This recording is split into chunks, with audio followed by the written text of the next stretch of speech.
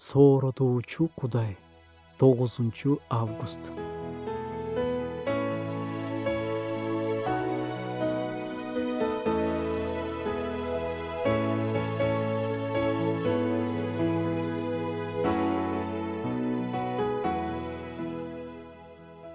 Бирок ал биздин күнөөлөрүбүз үчүн жарадар болду.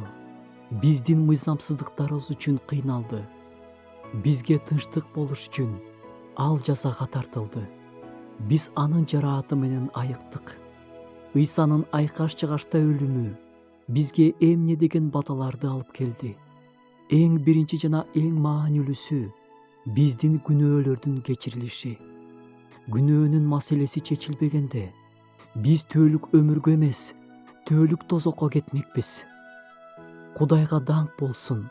Анын жарааттары аркылуу бизге бейишке жол ачылды. Анан дагы анын азап тартуусу аркылуу биз тынчтыкка ээбиз.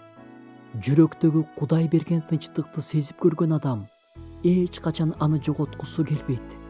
Ал тынчтыкты Кудай гана берет. Ошол тынчтык бизде болуш үчүн Ыйса айкаш чыгашта азап тартты. Ыйса Машаяк биздин жүрөк дарттарыбызды да жана дене дарттарыбызды да айыктырууга кудурети жетет.